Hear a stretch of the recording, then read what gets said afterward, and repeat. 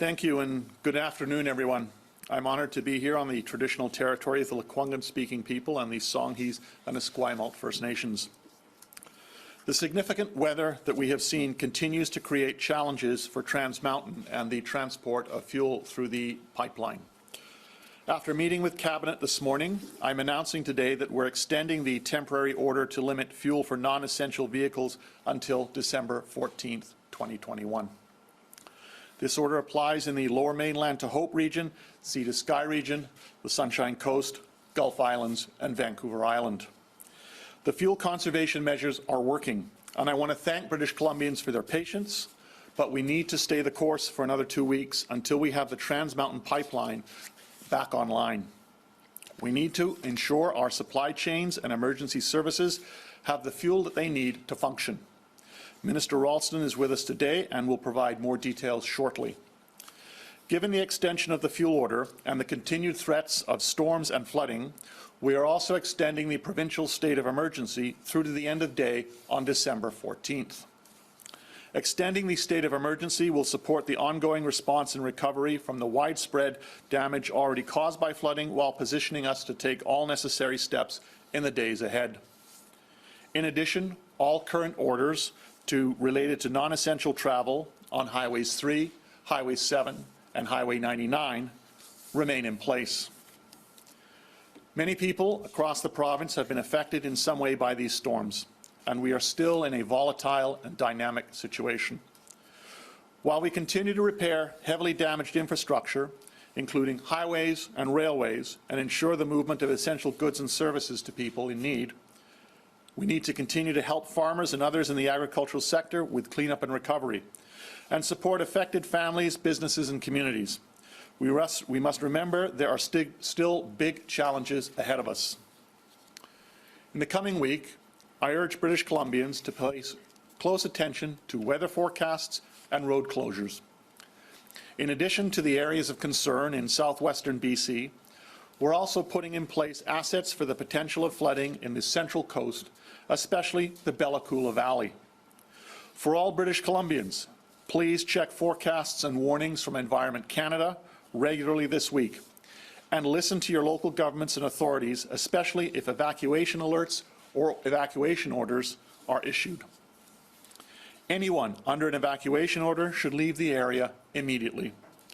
Please check on vulnerable neighbours who may need assistance, and if you're unable to evacuate on your own, call 911 and report your location immediately.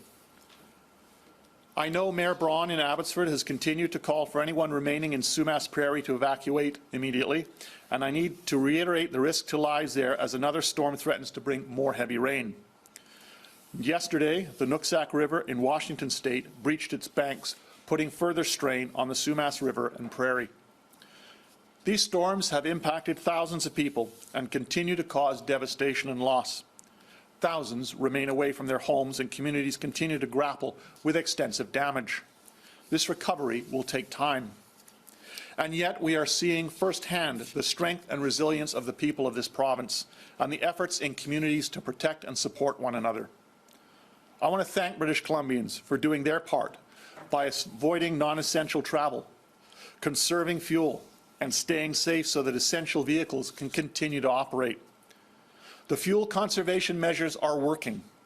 They are temporary, and we will drop these measures as soon as we are able to. I also want to assure British Columbians that fuel is coming in by barge and by rail. But for now, until the pipeline supply is back up and running, we need to stay the course. With the holidays approaching, I understand that people have concerns about being able to travel to see family and friends. We understand that people want to be able to make travel plans, and we are working to make good progress in repairing travel corridors in the days and weeks. Again, at this time, the priority for fuel needs to be given to commercial and essential vehicles, to reconnect communities that have been cut off and to deliver goods and services that we all depend on. I want to thank all of those working around the clock to ensure that we can lift these restrictions as soon as possible. I want to thank the emergency managers, road crews, the more than 500 Canadian Armed Forces members, First Nations and local leaders, volunteers, RCMP, and countless efforts for your efforts. all of us working together have been getting us through this terrible time. And I know by all of us working together, we will get through this. So with that, I want to turn this update over to my colleague, Minister Ralston. Thank you. Thank you very much, Minister Farnworth. I'm joining you today from the territory of the Musqueam, Squamish and Tsleil-Waututh Nations. I'm here to provide an update on the fuel supply in the southwest region of British Columbia. Government staff have been working hard with their federal counterparts at Transport Canada and Natural Resources Canada through the Federal Provincial Supply Chain Recovery Working Group, as well as fuel suppliers, retailers, and the Canadian Fuels Association to ensure that we have enough fuel supply to get us through this critical time. Thanks to everyone's fuel conservation efforts, we have been able to maintain a steady fuel supply to the region. Retailers acted quickly to manage the fuel restriction order. In some cases, retailers have set an automatic cutoff related to the price at the pump consistent with 30 litres or less of gas.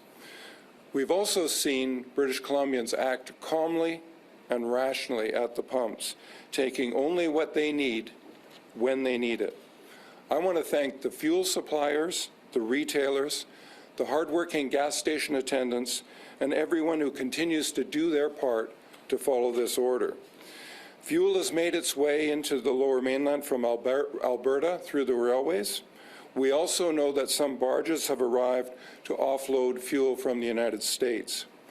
This has provided a supply of fuel to compensate for the product that would usually come from the Trans Mountain pipeline while the company works towards restarting the line.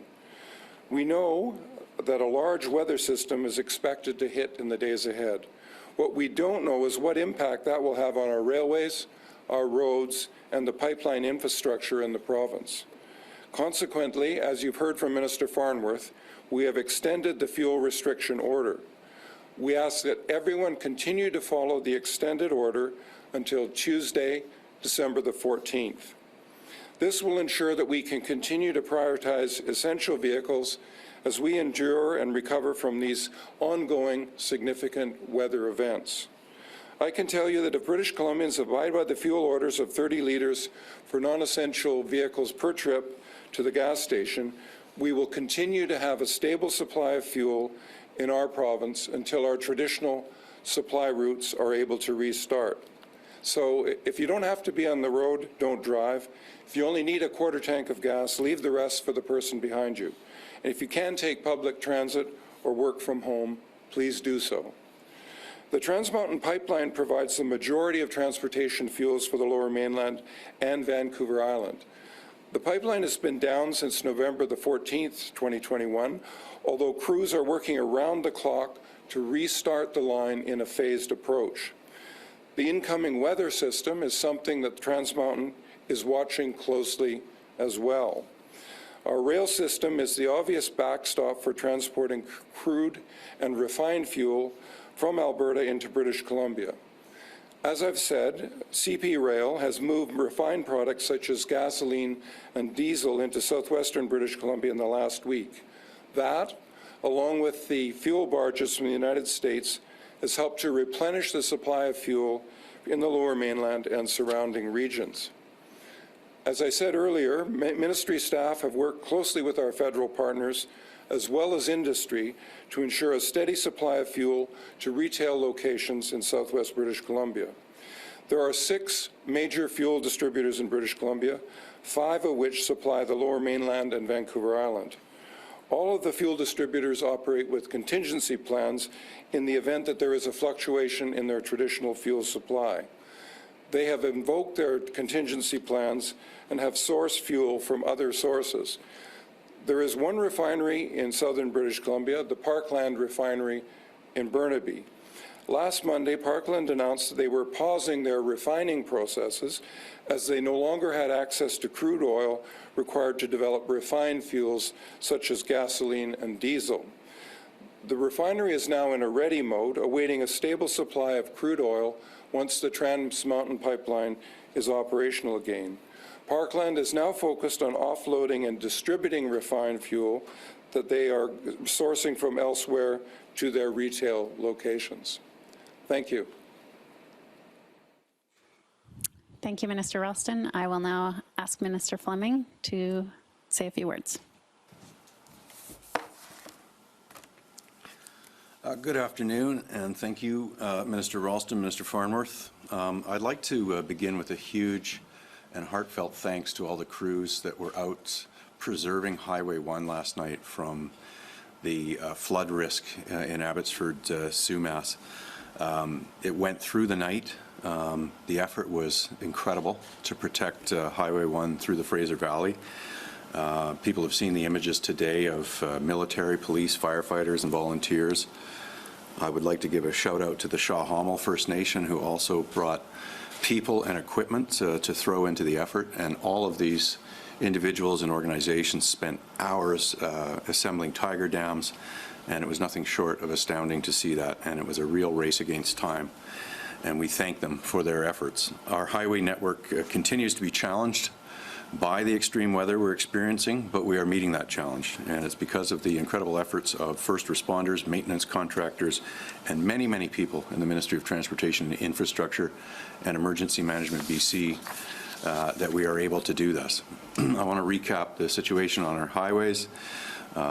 You'll recall that we proactively closed previously affected highways from the November 14th storm events. We did that over the weekend as a precaution. While there doesn't appear to be significant damage, many of the highways that we did preemptively close experienced flooding, and some had debris and trees down on those routes. In terms of a status update of current conditions, I will provide that now, but please bear in mind that this situation is constantly evolving, and for the latest information, I would urge those who are listening to this to refer to Drive BC always. Last evening, we did in fact have to close Highway 1 to build those dams and protect it from flooding. We did that ahead of potential flooding. That stretch of highway remains closed in an area of concern. Some good news from overnight, with floodwaters having receded in certain parts of the storm-affected highway system, we are able to reopen Highway 3, and I believe that was as of 10 or 20 minutes ago. So that Highway 3 connection between Hope and Princeton has been reopened. And with Highway 7 also remaining open, this provides a vital corridor for the movement of essential goods. So starting in Mission, this route out to Princeton continues to fall under the travel orders. It is prioritized for commercial vehicles. We've also just reopened Highway 99 between Pemberton and Lillooet, and Highway 1 in the Fraser Canyon from Hope to Boothroyd on the other side of Boston Bar. That has also reopened. Highway 1 east of Chilliwack between Popcombe and Hope, which was also proactively closed on Saturday, remains closed at this time. We are constantly assessing the status of closed highways. When we get engineers in there to make a safety determination, when it is safe to travel again, we will reopen those highways. Again, the situation is very dynamic, and I would encourage everyone to follow Drive BC for the latest information. With regards to supply chain, despite the challenges that we're experiencing on our highways, our broader supply chain is showing incredible resilience. Goods are still moving in British Columbia. Freight trains are currently traveling in both directions on CP tracks. CP continues to actively inspect its tracks, and train movement may hold when required for maintenance before it resumes again. CN Rail operated a total of 7 westbound trains on Saturday and Sunday before the rain events forced it to stop. CN has been able to work with customers to divert some rail traffic to the Port of Prince Rupert, where the rail line continues to have capacity and remains fluid. A reminder for motorists: please be extra vigilant on the roads where there are level crossings, where you are close to the railway. Proceed only when it's safe to do so. Look both ways and be mindful of rail traffic. With more heavy rains forecast, we'll continue to monitor all of our highways in the region. We have crews stationed now in the Bella Coola Valley, ready to respond as required, because the weather event is heading in that direction and we anticipate significant rainfall there. Again, with all of the people involved in this effort to protect our highways, to protect the traveling public, I want to again extend my appreciation and sincere respect for the professionalism and hard work of all the crews out there on our roads. Safety is our top priority as a government, as a ministry, and if required, we will preemptively close highways again. If you need to be driving, I urge you to check Drive BC for the very latest updates on road conditions. But unless it is absolutely necessary, I would encourage you to stay off the roads through this next storm event. And with that, I would like to now introduce Armel Castellan from Environment Canada. Please go ahead, Armel. Thank you very much. My name is Armel Castellan, warning preparedness meteorologist, and I have an update for you on the third of 3 storms. But before I do that, I wanted to say that the second storm that occurred over the weekend was obviously impactful and delivered a fair amount of rain that affected many regions along our coast. Places like Abbotsford saw 104 millimeters of rain, Agassiz 100, Hope was up at 127, and we had a widespread amount on the west side of Vancouver Island, all the way through to the north and central coast. Currently, we are on a 24-hour break. We have showers interluding for the day into this evening. The system that we are tracking, it is, again, an atmospheric river. It's coming in from the subtropical origins near the Philippines. It's been traveling 8,000, 9,000 kilometers over the last few days, and it will deliver a relatively strong punch similar to what we saw this weekend. So we are talking about 50 to 100 millimeters on the south coast for the Lower Mainland, Sunshine Coast, Howe Sound, and the Fraser Valley. 50 millimeters is the estimate closer to the border region. As you get into those North Shore Mountains, of course, those values will increase. Same for Hope. We're talking about 60 to 90 millimeters. For Abbotsford, we're talking about 40 to 70. We also increase that amount into the coastal mountains near the Coquihalla Summit towards the height of land in that 40 to 70 millimeters as well. All this to say, there is a fair amount of rain on snow. The freezing levels are going to be going up to 2,500 meters or 3,000 meters, which is essentially above mountaintop height. So the snow that does remain, that is on the brink of melting because it's really close to 0 degrees, could certainly add to the total. So it's not just a rain event. It's not just a snow melting event.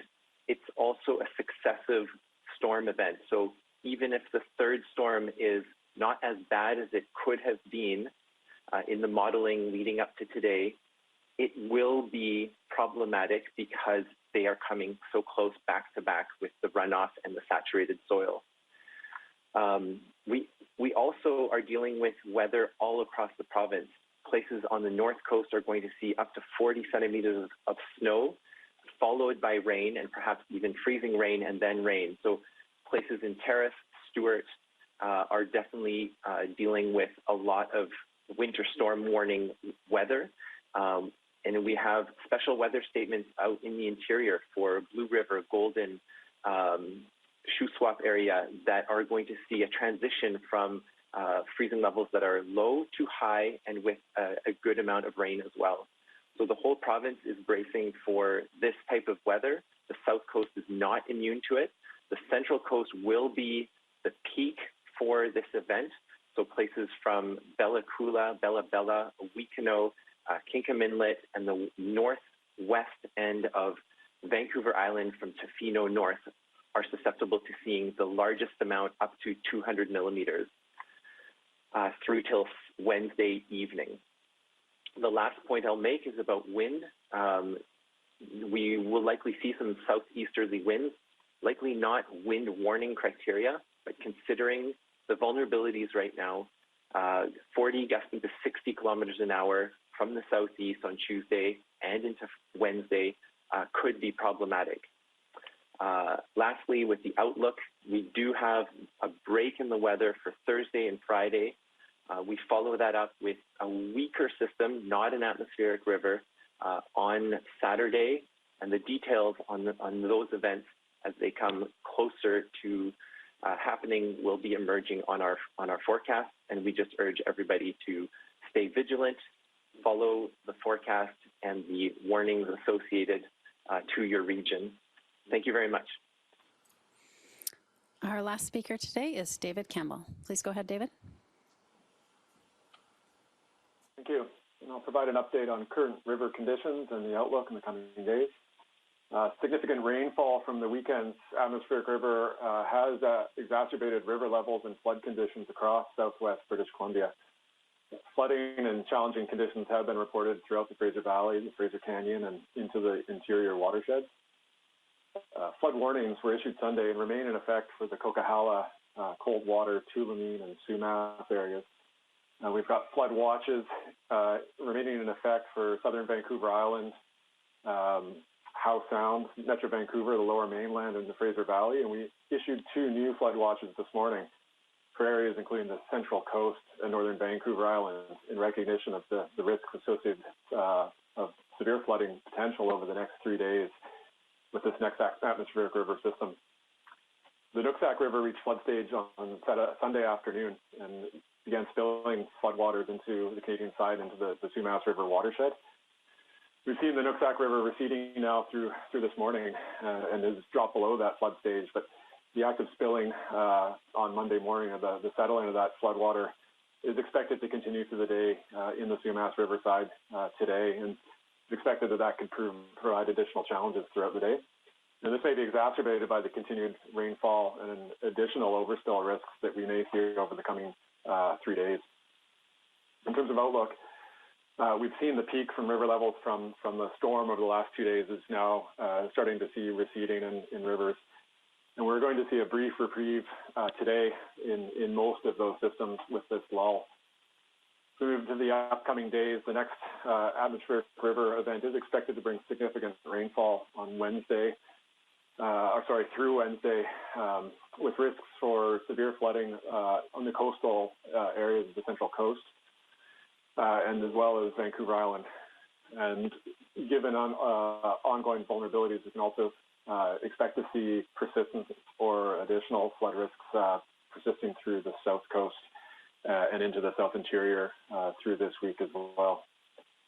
And that's, thank you, that's my update. Thank you. As a reminder to everybody on the phone line, please press *1 to enter the queue. We will now take questions. Our first question today is from, I don't even know who it's from. Sorry, Derek Penner, Vancouver's Sun. Hi, yeah. Minister Ralston, I believe, mentioned some retailers have been automatically limiting purchases to 30 litres. Has the province looked at establishing a sort of more formal method of enforcing that rationing request? We've been working with the fuel retailers, and many of them have been putting in place an automatic shut-off, either based on price or at a 30-litre mark, and that continues, and many of them are in fact doing that. The reality is this. The people in this province, in the southwest, where the fuel restrictions, the 30-litre restriction is in place, have been doing the right thing. And I think everybody should be really proud of the role that they have been playing in helping us to get through this and ensure that we're able to maintain emergency services and keep our supply lines open. So we just need to keep doing the right thing, and that's what British Columbians have been doing. Derek, do you have a follow-up? Yeah, I was talking with an analyst earlier today with the website Gas Buddy. They say that they for the first time, they use their sort of automatic alert system in Canada around the flooding situation.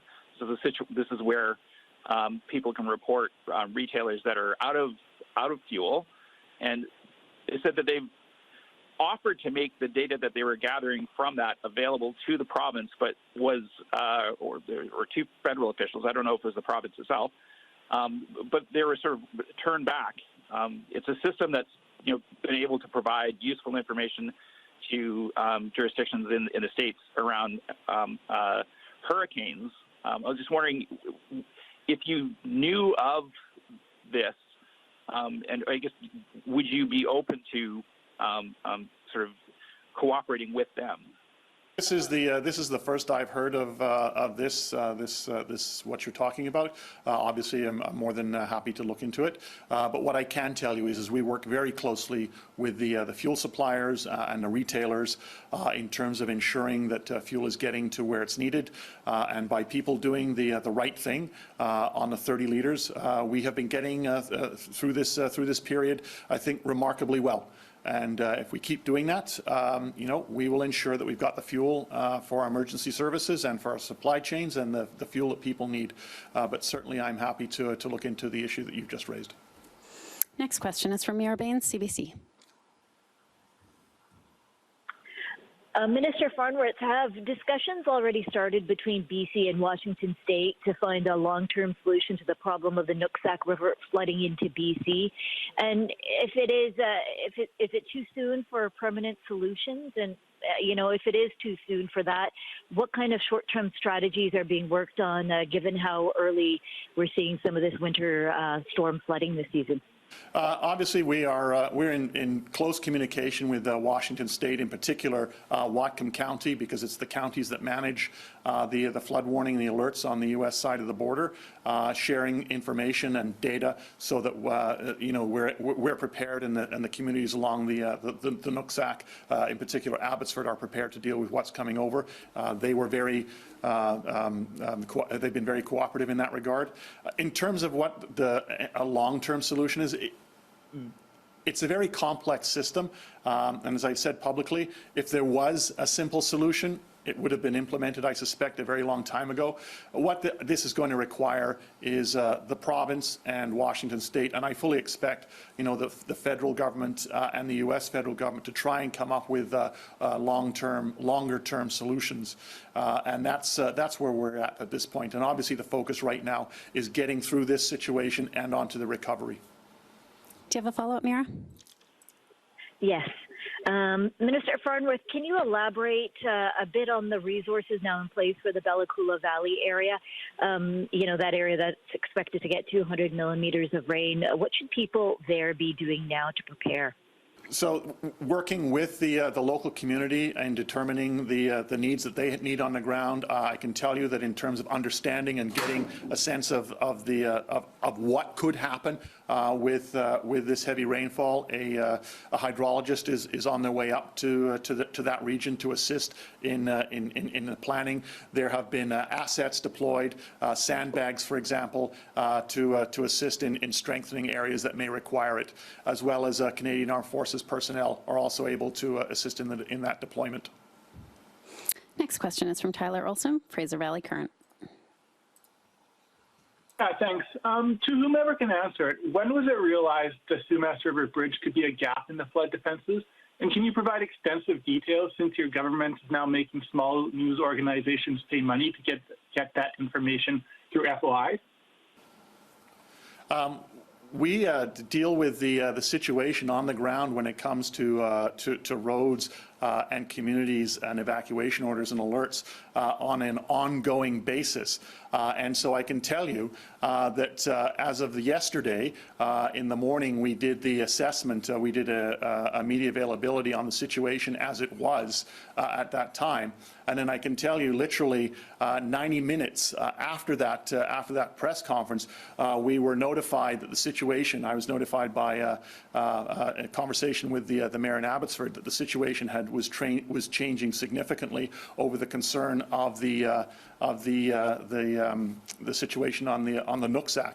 So it's very fluid and very dynamic, and the decisions are made on the basis of the information as it's coming in. Follow up, Tyler? Yeah, how will reducing the transparency of your ministry help public safety? I'm not aware of any transparency being reduced in the ministry. We are giving, daily press conferences daily, updates daily. We are being out here with as much information as we can provide. Next question, Richard Zussman, Global News. Minister, are there concerns that extending the rationing could lead to panic buying, especially as we head towards the holidays, and especially given what Minister Ralston said, that our supplies are actually quite good due to help from the U.S. and Alberta? You know, if we still have supply coming, why do we need to continue the rationing? Because the fundamental pipeline, which supplies the majority of the product for refining, will not be up just yet. Trans Mountain is working around the clock to get it in a position where it will be. That being said, we need to make sure that we've got the fuel that we need to keep our emergency services running, our supply routes open, and the transport trucks to be able to deliver the goods and services that we need. And by everybody doing their part, we are ensuring that that fuel is there, and that the 30 litres, as we've seen over the last 12 days, has accomplished that. And it will, British Columbians are doing the right thing. And I fully expect that they're going to continue doing the right thing until the 14th of December, when we can get this, this order lift. And if we can do it sooner, we absolutely will be. Richard, do you have a follow-up?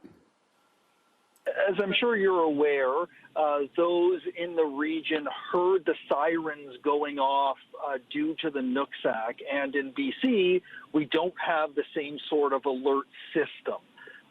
Are these sort of sirens, would they have been helpful in British Columbia in terms of warning, and are you confident that people are getting the information they need as quickly as possible as this next weather event comes midweek? Absolutely, people are getting the information that they need. And in the case of Abbotsford, for example, the area has already been under evacuation order, and evacuation alerts are in place in those communities. So it's not a question of saying, oh, having a siren. The people have already evacuated from that area. There has been troops deployed. All resources are down in that area on the Sumas Prairie to deal with the situation. And I think the City of Abbotsford has been doing a remarkable job, and we have been cooperating with them every step of the way to ensure, one, not only do they have what they need, but if an alert needs to go out, that it is able to go out. Next question is from Rob Shaw, Check News. Oh, hi. To either minister, I guess, just to follow up on Richard's question, could you give us any specific numbers on how much fuel would normally be coming in through TMX, what we're bringing in by barge, what we're bringing in by rail, and how that kind of compares to our regular amount? What I can tell you right now, and Minister Ralston can give more detail, is that the pipeline normally brings in about 85% of the fuel that's required for refining. What we have been doing, obviously, is working with the railways to bring additional fuel in from Alberta, and also fuel being barged up from Washington and Oregon. And it has been meeting the needs that we require. Minister Ralston may have additional to add to that. Go ahead, Minister Ralston. Just very briefly, the sourcing from the United States has been very effective, as well as the rail, CP Rail bringing in fuel from Alberta.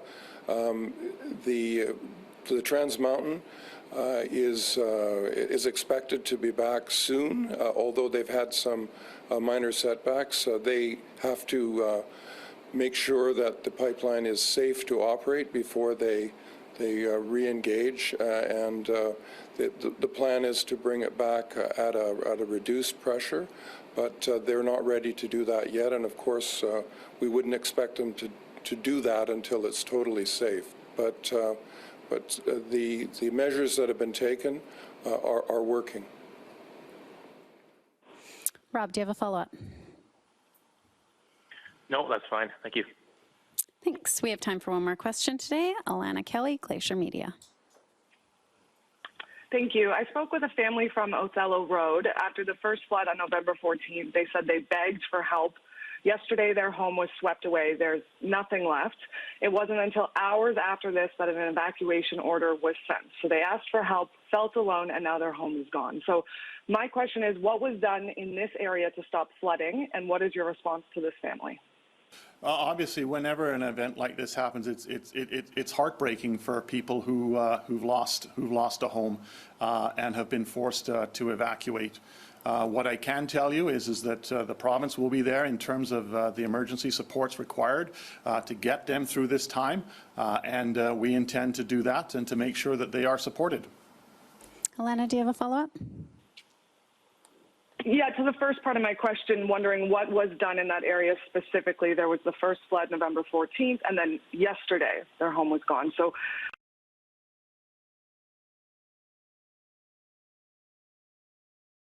the flooding, the event on the 14th was so dramatic that and unprecedented that it just like came down in a way that even experts did not expect.